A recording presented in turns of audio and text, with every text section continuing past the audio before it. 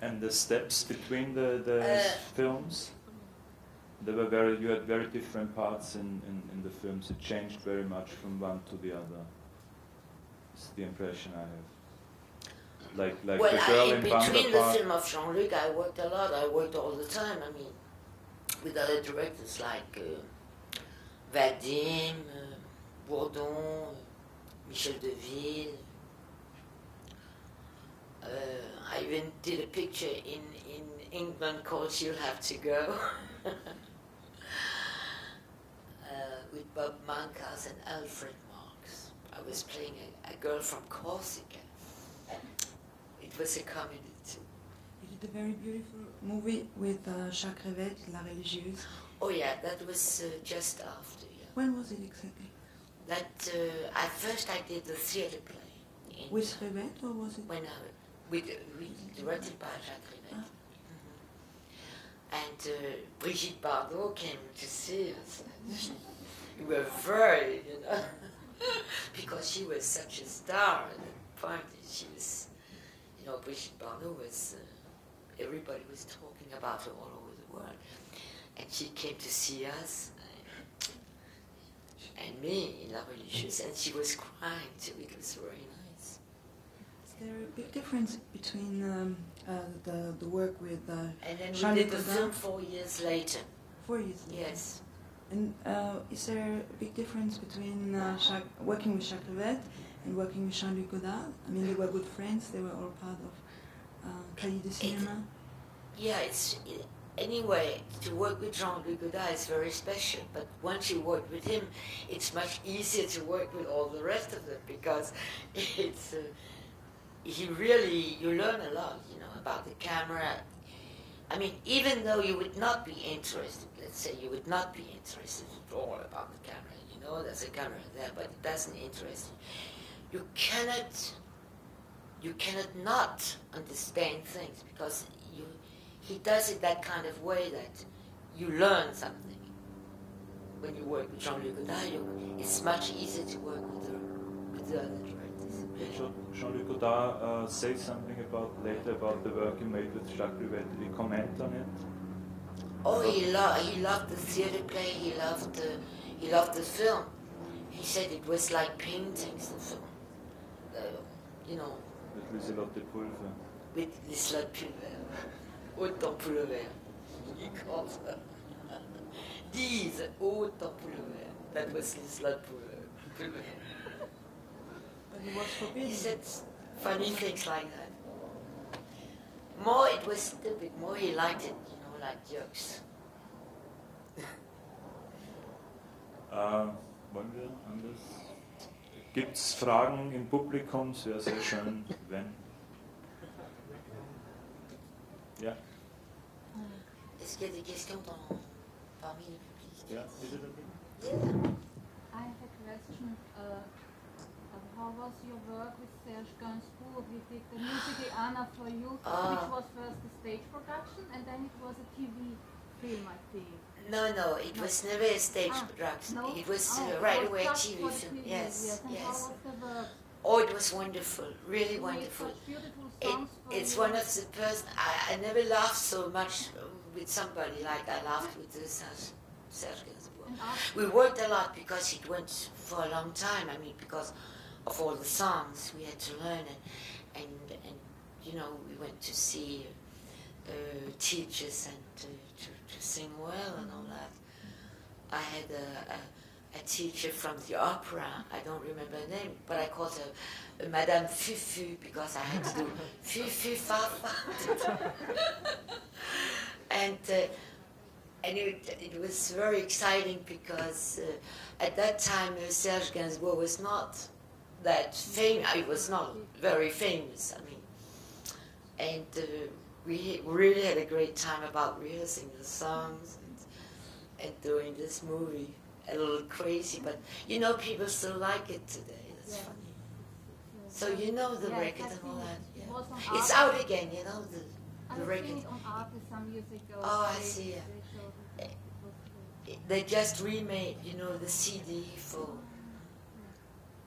the music. And did you, afterwards, did you ever make a record again, or a No, because I had this contract with Philips, and, but they asked me to sing such stupid songs, so I didn't want it to do it. So I said, no, okay, I'm an actress, I don't want to sing all those stupid songs. So. And did you ever see Serge afterwards? Oh yeah, many times, yes. Never been a... Just before he died, he phoned me 3 weeks before he died. He said, I would like to do a film with you. And then he died 3 weeks later. So. Thank you. Noch Fragen? Yeah. I would like to hear more about Alpha Bill. Was it? I mean, I'm always fascinated about the way of getting this effect of science fiction or alienation without using stupid Hollywood stuff or things. I mean, most of the thing is true how it's cut, but what about the acting? Was it special, or was it just like any other film, Alpha Bill, in that respect? Was there any special trick of getting this kind of acting, or? No, I have to say again that with Jean-Luc, it was always, you know, he always brings you into his own world. Like, Jean-Luc is a very special person, you know. And what I admire about his work is he can do very different things. And this Alphaville story, he really brought it into this, it's funny because I went to Japan last year, and they liked Alphaville very much. Thank you. And it's Tokyo. It's very much like Alphaville. I don't know if you've been there, but it's amazing. I mean, you really feel like if you are in Alphaville. It's so, you know, it's. And what can I say? What do you mean about this stupid acting? No. I'm fascinating about the means of achieving as atmosphere out of this world of alienation or science fiction or what you would like to call it, without stupid Hollywood stuff like special effects or something like that. I mean, because it's just a normal movie, you know. I mean, it's just the way it is cut, and some things about the acting, like the things when the computer in the end goes mad, so the people turn like flies or so. Or it's just part of the dialogues too. Like. But you know what I think? I think we're not so far away from that kind of movie today. You know, people going around with the phones, and the computers, and things, and they were working. I mean, it's a little bit Alphaville today. I mean, he was very much in advance again.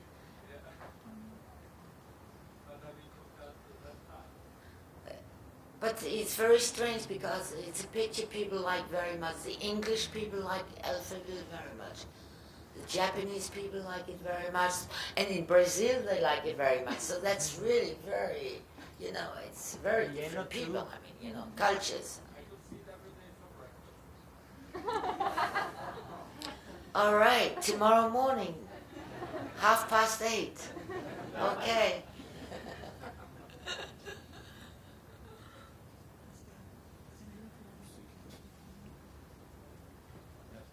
Did you make many other films after your separation from Godard? Because I asked that because in Austrian cinemas, after the 60s, we saw you very rarely in any films. Well, you know, I've done more than 65 pictures and a lot of TV movies too, and TV films too, and I went to Salzburg, and I did 2 pictures in Salzburg. The Salzburg Connection. And the day before winter comes. But after Jean-Luc, I did a lot of pictures, of course, yes, because I only did 7 pictures with Jean-Luc. But before I did pictures too, and in between I did pictures too. But, you know, it all depends on the country, because Hans told me that Hans, you see, I can see that. Hans told me that, for instance, a film like Bande à part was never shown here in Austria and things like that. Very seldom. Yes, so you see, sometimes in some countries you don't see all the movies. Well, I mean that we saw your films from Godard, but not the other films. Yes, but maybe you didn't go to the movie. I bet you're gonna look at TV a lot, right?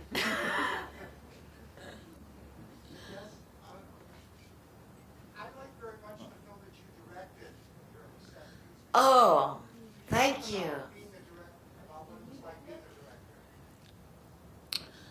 Well, that was, of course, something I wanted because I did it. So I was, it was very exciting because it went to Cannes too, and I was selected for the La Semaine de la Critique. And I think, you know what, that every actor should do one film in his life. That would make him really understanding that he should never give shit to a director. You know? It's very difficult to direct a film, really. Well, I wanted to do the other films afterwards, after that film. But I have a terrible problem. I cannot go and ask for the money. And you know, a film, it costs a lot of money, and you go and say to somebody, here's my script, I'm the most wonderful director in the world, this is a genius work. It's very difficult for me, I cannot do that.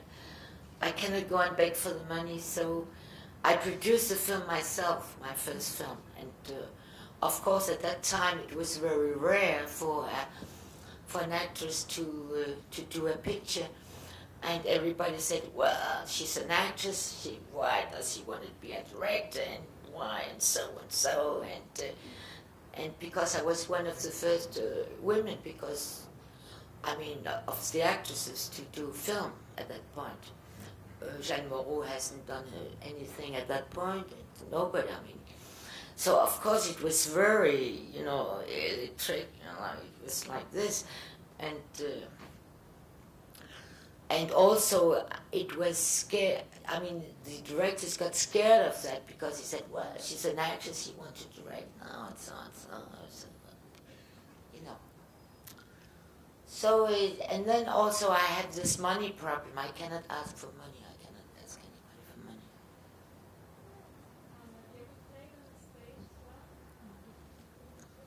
Oh yes, I started with The Nun, La Religieuse, directed by Jacques Rivette. That was before we did the film. That was in '62. And I've done other plays since. I'm on a tourney right now with the play. I had a few days off, so I came here. But in a few days I will be playing in Marseille, a Bergman play called After the Rehearsal, avec Bruno Kremer, et Veronica Varga, and I myself.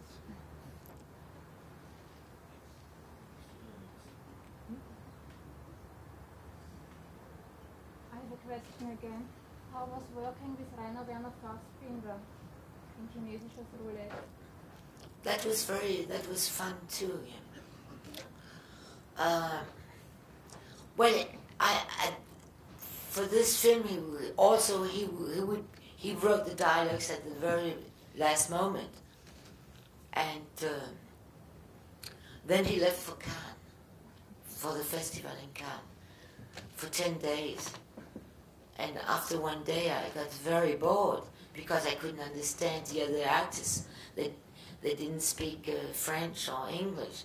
So I went to the village by foot and I bought, you know, small books like for little children, and to try to learn like 5, 6 years old with the images and all that. So I could say Tisch and things like that. So then I started to learn German in the meantime because I wanted to talk to the actors, of course. And so they started I started to learn, they started to teach me German, you know. And after 10 days I could speak a little bit and get along. And then he came back, Fassbinder, and we did the film, we finished the film. And he was a very interesting person. He was doing a lot of things at the same time.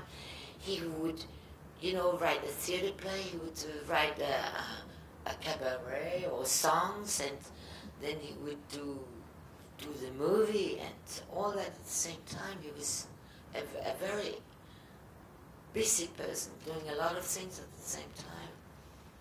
And a very nice person too. I liked him very much. He died much too soon.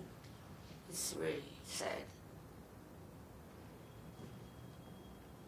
I have one question about the development in the 60s, also the political awareness growing through the 60s. The last film you made with Jean-Luc Godard was in 66, and in 67 you already made the part in Rollen de Vietnam. How did you see this? How did this develop in the discussion and in the practical work with him and with the other people? Well, the last film I did with Jean-Luc, he was doing another film at the same time with Marina Vlati. Deux ou trois choses que je sais d'elle. Well, right after that I was doing a musical with Gainsbourg and well, working all the time, you know, so there was not a lot of... Then came 68 and I was not in Paris. I was doing a picture in Czechoslovakia with called Michael Kolas, with the other German director. Oh my God, Schlöndorff. That's right. Volker. But when you saw the films that Jean-Luc... Sorry. Yes, no. That's... So I was there, and so I came back in the end of May, and I had this apartment close to La Sorbonne at that point, and I remember that scene because I could go on the roofs. I had a little terrace, and I could see the Sorbonne, La Sorbonne, and there was this student, and there was this red flag, you know, and there's a point in La Sorbonne, and he was trying to keep the flag up there, and there was all the policemen trying to take him down like this, and I said, if only I had a camera at that point, you know, but there was no video yet. I would have filmed it. It would be history because it was absolutely something incredible. This student, you know, trying to keep the flag, the red flag up there in the middle of Sorbonne, you know, on this little tower. And all the policemen, they still had the hats and all that, trying to take him down like that. It was something absolutely incredible. I never forget it. I mean, I still can see it, you know, the image in my mind. When you saw Jean-Luc Godard's films he did after May 68, which were really very, very different to the films he did with Jean-Marie, because he broke with all this traditional narrative yes, style. It's very different, but I always thought that's, you know, even if I don't like all of them, there's always 20 minutes I like very much. So it's always something interesting in there, you know, something that you hold back somewhere. When you saw a film like, I don't know, Tout va bien, what you thought? Like Tout va bien? Tout va bien. Well, I like Tout va bien very much. Yeah. With Yves Montand et Didier Fonda. No, it's... everybody, I mean, most people didn't like the film when it came out. There was a lot of discussion. But that's good about Jean-Luc, because people always discuss it. I like that. That means that it does something to you. It's just you don't go out and say, okay, I saw a nice film, and then you forget about it, you know. Some people really got, even in the old days, people really got, you know, really angry sometimes. I remember seeing after Vivre sa vie, Live Your Life, we went to a cafe in Paris with Jean-Luc, and there was two young men, and one liked the film very much, and the other one hated it. But the one who hated it was had his back to us when we came into the cafe, and he said, "I hate this shit. It's such a shit. I hate this film." And the other one said, "I love this film. It's such a great thing. It's great." And I said, "No, I hate it. I hate it. It's the worst piece of shit I ever saw." And Jean-Luc went to the guy and, of course, touched him in the back, and he said, "You didn't like my film? Here you are, 10 francs. It was, 10 francs. Go and see another film. Go and see another film." And the guy went, "Oh, Jean-Luc Godard, I'm so sorry. I'm so sorry." He said, "Don't be sorry. Just take the money and go and see another film." And I like that about that period, because people really, they really could, they dared to say what they had in mind. That nowadays most people don't really know what they have to read it in the paper before they don't really want to say. They say yes, no. It's not like I like, I don't like. But another thing is that the people who didn't like, for instance, the film Pierrot le Fou, at that time, long time ago, they love it today, It's like, it's very strange. They love it now. And young people like it too, so that's nice.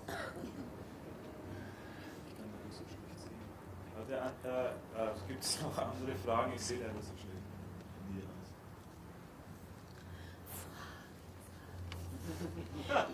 Die Schwacho.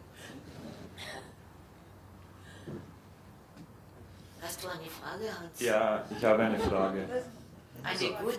Eine gute Frage. Ich hoffe. I once read that somebody said that Le Mépris was the most expensive love letter ever written, that it was a love letter to you from Jean-Luc Godard. Do you see it that way?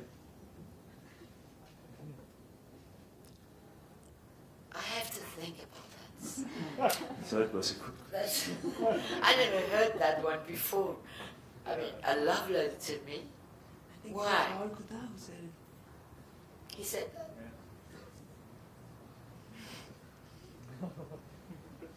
So why did he do it with Brigitte? Because she broke the money. It wouldn't have been a letter to you. It's funny. I love the film, by the way. It's a great film.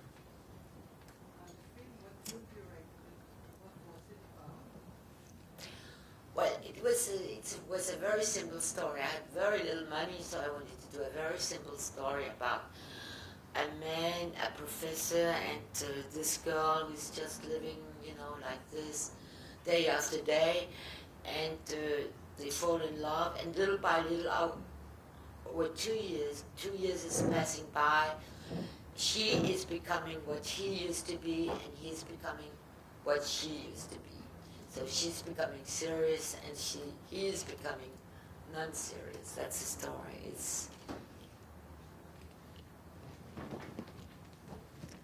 But of course, with a lot of things in between, it's a transference. Two people, she becomes what he was, and he becomes what she was. Like if they, taking something from each other, or, becoming something else. That was the point. Maybe it's no good, but...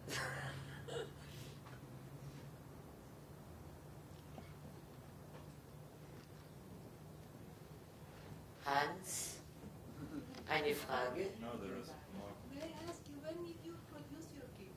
In which year? That was in 72. You asked me about when I produced the picture. 72. It's a long time ago.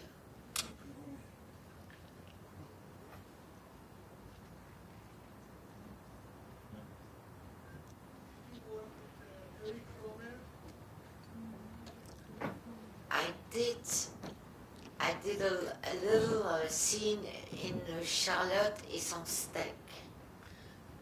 It means Charlotte and her steak. Beef steak.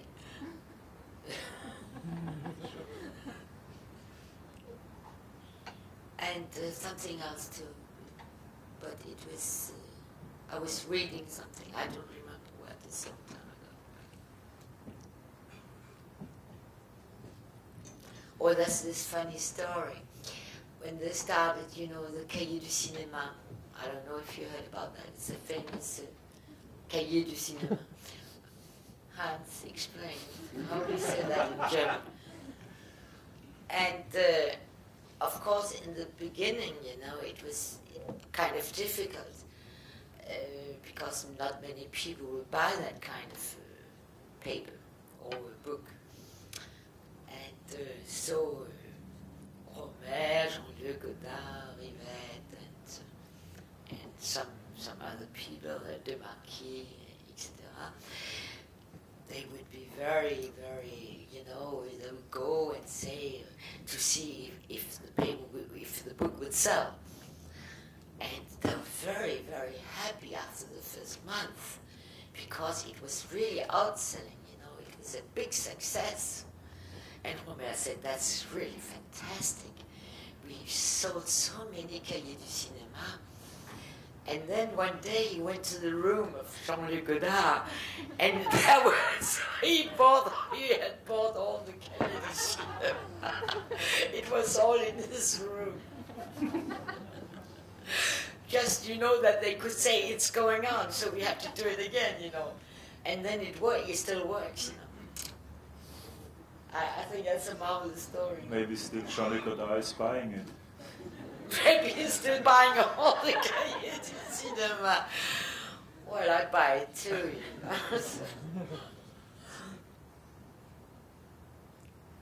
Fragen? Yeah. In the early 80s, you have also written a novel, but I think it was only published in France. I think it had never been translated to English or to German. What is it about? Well, I wrote 3 novels published. The rest is in, you know, in La Mellette. The first one is taking place in the United States. It's a mystery, but it has a social background, and it's talking about, you know, what's going on, you know. Well, it's a mystery. I mean, it's a mystery to begin with, but it's talking about also, you know, the joint food, all that kind of things going on, you know, that in the new society. It's called Golden City. The second one is about the little boy, and I became a little boy in the second one. It's half black, half white, and it's his adolescence, his youth, between 9 and 13, 14 years, taking place in Marseille and Paris, and it's called You Can't Buy the Sun, On n'achète pas le soleil, and the one who just came out this year, it's called Jusqu'au bout du hasard, all the way through. I don't know how you can translate that. Jusqu'au bout du hasard. And it's about 2 young girls running away from home and going through all France, and with all the troubles when you are, you know, running away from home, and the family and all. Social stories. I wanted to come back with the question to the collaboration with Godard with the films. He changed. You thought about the Frage. Yeah. He changed the way of acting that was much more classical in the French cinema or in the films that were made at that time, and it was it was not improvisation, as you said, but it was a lot of movement, not only movement of his work was much through the bodies of the people. There's the dancing, and when I saw Bandabat yesterday, and it was very difficult, you know, with the camera moving, with the people dancing. Did you always know how he was making a scene and well, we knew because we were rehearsing a lot, you know, but sometimes it was really difficult because, for instance, in Pierrot le Fou, we're doing this in the apartment, you know, where I'm singing the song. I was singing with the, I had to sing it in with direct sound, you know, it was all, and the camera, it was a big Michel at that point, a camera, and Raoul Coutard, the cameraman, he had to move through a small corridor, you know, like this, and then it's all a long shot like that, plan séquence. It was very difficult for everybody, and that was really one day. It was the apartment of Chabrol, Claude Chabrol, and he was not. He was all new. I mean, he was not. He was not moving in yet, but you know, we were having this apartment for that scene. And I remember a big quarter, everybody was so, after so many rehearsals, everybody was, I had to sing this song, you know, in direct, the song I'm singing is really with the direct sound, and the camera and all that, and it never worked because the script was in the middle, and in the mirror you could see somebody else, and nothing was going right, never. And Jean-Luc suddenly got so angry, and the cameraman left, you know, Raoul Coutard went downstairs, and everybody was quarreling, and everybody saying, oh, it's a nightmare, you know. And then we all met downstairs in the hall, and we all looked at each other, and suddenly it was, we didn't have to say it, it was in the eyes. We should try it again, you know. And everybody went up again, and we made it right away. No, you know, just it went right. But everybody was, you know. Did he used to make many takes of the scenes, or between the takes, did he explain what he wanted to have changed? Or?